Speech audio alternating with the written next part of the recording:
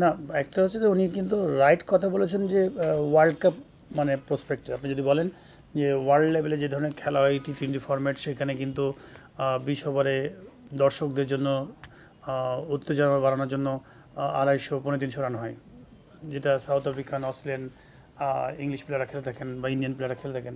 কিন্তু আপনাকে বুঝতে হবে যে আসলে কোন জায়গায় খেলছেন, কোন মুহূর্তে খেলছেন, কোন সময়।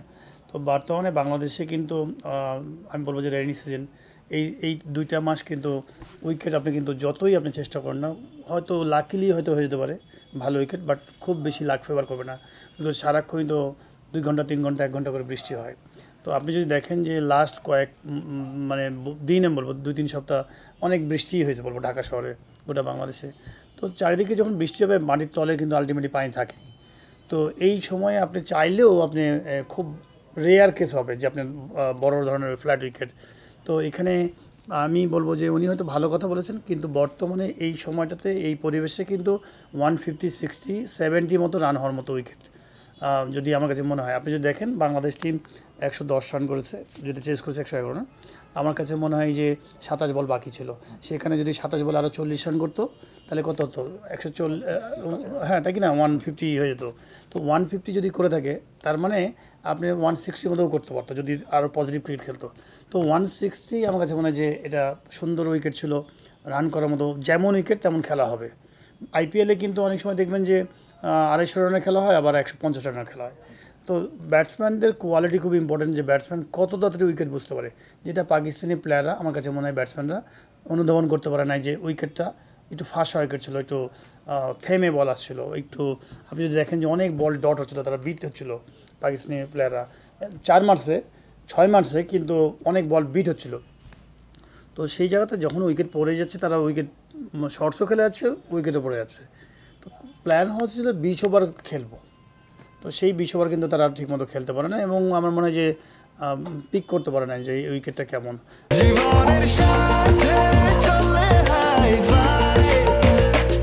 স্বাস্থ্যকর অল টাইম হানিকম, সব সময় all time healthy life. But আমি মনে করি যে আই এম শিওর যে এই ম্যাচ দেখে পাকিস্তান ঠিকই একটা অ্যানালিসিস করবে যে এই ওয়েদারে, এই কন্ডিশনে আমার মনে হয় যে 200 রান চিন্তা করলে হবে না। এখানে যখনই আপনি 140 ট্রাই করবেন, 160-এ যে পৌঁছাবেন। দেখেন, আমি এখনই জাজ করতে আশাবাদী না। এই যে আমরা শ্রীলঙ্কাতে খেলেছি, শ্রীলঙ্কা কিন্তু আমাদের মতো উইকেট ছিল, এবং শ্রীলঙ্কান টিমের কোয়ালিটি কিন্তু আমাদের মতোই, খুব বেশি উপর লেভেল না, একদম আমাদের মতোই। শ্রীলঙ্কান দুটো একটা কোয়ালিটি প্লেয়ার আছে, হাই কোয়ালিটি প্লেয়ার, যারা এক্সট্রাঅর্ডিনারি পারফর্ম করে। 200 স্ট্রাইক রেটে খেলে, 200 স্ট্রাইক রেটে খেলে এই টপ অর্ডারে। সেইটা ফেল করলে শ্রীলঙ্কার টিম কিন্তু আলটিমেটলি নিচের দিকে কিছু নাই। তো আমরা খুব ভালো ক্রিকেট খেলেছি, গুড কাম ব্যাক করেছি শ্রীলঙ্কাতে T20 ফরম্যাটে। ইন্ডিভিজুয়াল কিছু ভালো পারফরমেন্স আছে। বাংলাদেশের যে উইকেটে খেলা আছে, এখানে কিন্তু বাংলাদেশের অ্যাডভান্টেজ আছে। হোম কন্ডিশনে খেলা, এই মিরপুরের মাঠটা আমাদের সম্পূর্ণ মুখস্থ। এই উইকেটে যে কোনো দেশ, পাকিস্তান বলেন, ইন্ডিয়া বলেন, ইন্ডিয়া অ্যাডজাস্ট করে ফেলতে পারবে। তারপরেও এখন ইন্ডিয়া এরকম উইকেটে খেলে না সাধারণত। অস্ট্রেলিয়া, নিউজিল্যান্ডের জন্য খুব ডিফিকাল্ট। তো এইখানে বাংলাদেশের অ্যাডভান্টেজ, অন্যান্য টিম কিন্তু 250 রানের চিন্তা করে খেলে। তো তাদের চিন্তাভাবনা ওই নিয়ে আসবে, তো ট্রিকের মধ্যে পড়ে যাবে, এই হলো পার্থক্য। তো আমি মনে করি যে বাংলাদেশের এই স্ট্যান্ডার্ড থেকে যখন আপনি ভালো লেভেলে খেলবেন, ভালো উইকেটে, তখন কিন্তু বোলাররা এই অ্যাডভান্টেজটা পাবে না। এখানে মোস্তাফিজ আমার কাছে মনে হয় আইডিয়াল বোলার। আপনি 3 ম্যাচ খেলবে, আমার ধরুন 3 ম্যাচে বেস্ট বোলার হয়ে যাবে, বিকজ যেভাবে বল গ্রিপ করছে মোস্তাফিজের জন্য আইডিয়াল উইকেট। এবং সাথে আমাদের বোলিং ডিপার্টমেন্ট খুব ভালো করবে।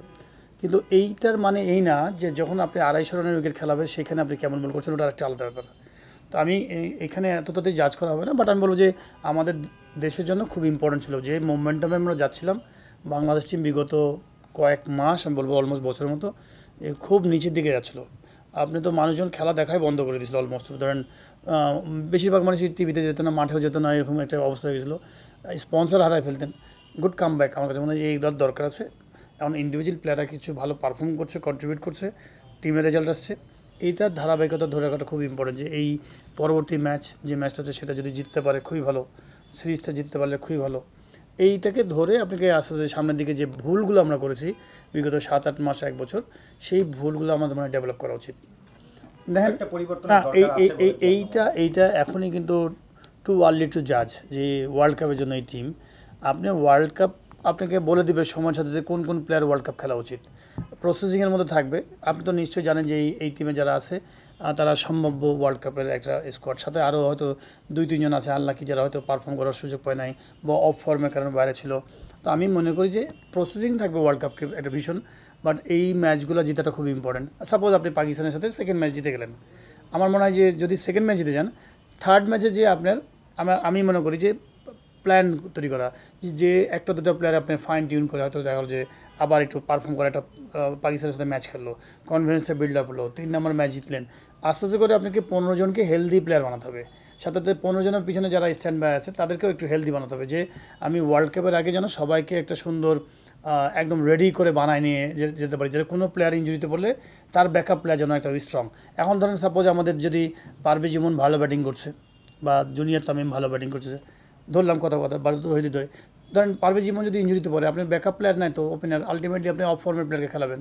তো ওয়ার্ল্ড কাপের আগে আপনাকে মনে করি যে এই স্কোয়াডটাকে ধরে ডানে বামে আর যদি 4-5 জন যারা থাকেন তাদেরকে আপনাকে প্ল্যান করে ফেলতে হবে, ইনাদেরকে নিয়ে আমরা সামনের দিকে আগাবো, যেন কেউ ফেল করলে যেন আমি যদি ওই সময় অফ ফর্মে চলে যায় কেউ, আপনি এমন হতে পারে ওই সময় অফ ফর্মে আছে তো আপনার রিস্ক হয়ে যাবে, তো যেন আমার মেন প্লেয়ারগুলো যেন ঠিক থাকে। হ্যাঁ, আমার তো মনে হয় যে বেসিক্যালি খুব মানে খারাপ পারফর্ম করেছে কেউ এরকম তো খুব কম। আমার মনে হয় শুধু এক্সেপ্ট মেহেদী হাসানের বলটা একটু এক্সপেন্সিভ ছিল, বাট একটা ম্যাচ তো সবচেয়ে বড় কথা জিতেছে। হয়তো এটা ম্যানেজমেন্টের ব্যাপার, বিকজ ম্যানেজমেন্ট খুব কাছ থেকে দেখেছেন কোচটা। আমি মনে করি টিলেকশন সব কিন্তু ম্যানেজমেন্টের উপরে ছেড়ে দেওয়া উচিত। সিলেক্টরে এনারা গবেষণা করেন, সিলেক্টর, ক্যাপ্টেন, ম্যানেজার এনারা সব গবেষণা করেন, তাদের কাছে ছেড়ে দেওয়া উচিত। বাট আমার মনে হয় বাংলাদেশ টিমের পরিকল্পনা উচিত যে ধীর গতিতে মানে 6 ওভার পাওয়ার প্লে ইউজ করা, এবং কি করে 20 ওভার যেন সুন্দর। এবং আরেকটা জিনিস বলবো, এই উইকেটে রান করা এত সহজ হবে না। পাকিস্তান টিমকে হয়তো সহজে অনায়াসে আমরা হারিয়ে দিয়েছি ফার্স্ট ম্যাচ, কিন্তু আমার কাছে মনে হয় পাকিস্তান টিম কিন্তু খুব কোয়ালিটি টিম এসছে। ইয়াং বেশ কিছু প্লেয়ার আছে যারা অনেক প্রতিভাবান, তারা হয়তো ক্লিক করে উঠতে পারে নাই। আপনি যদি দেখেন যে মানে ফকর জামান যেভাবে ব্যাটিং করছিল, স্ট্রাইক রেট যেভাবে রাখছিল, অন্যান্য সাইড থেকে কিন্তু নেওয়াজ বলেন বা অন্যান্য আয়ুব বলেন, এরা কিন্তু কেউ রান করতে পারে নাই, এবং বোলিং ডিপার্টমেন্টও ভালো। তো এত সহজ হবে না, বাট আমি মনে করি যে আমরা আমাদের জায়গাটা ঠিক রাখা উচিত। যে আমার কাছে মনে হয় যে আমাদের যে উইকেট, যদি উইকেট এরকম টাইপেরই থাকে, এটা রান টার্গেট করা উচিত, যে এইরকম একটা রান করবো 160 বা 150 প্লাস টার্গেট করলে 160-তে পৌঁছাবো। আমাদের মোস্তাফিজের 4 ওভার বোলিংটা খুব ইউজফুল হবে। আপনি যখনই 150-60 করে ফেলবেন, মোস্তাফিজ যদি 4 ওভারে যদি 10-12 রান দিয়ে দেয়, তাহলে 16 ওভারে খেলা হয়ে গেলো। এই অঙ্কগুলো একটু বানালে আমার কাছে মনে হয় যে ইজি হবে, এবং আমি মনে করি যে বাংলাদেশ টিম ভালো খেলবে এবং ম্যাচটা জেতা উচিত আমাদের। যেভাবে যে মোমেন্টাম আছে, এই সুযোগ এটা কাজে লাগানো।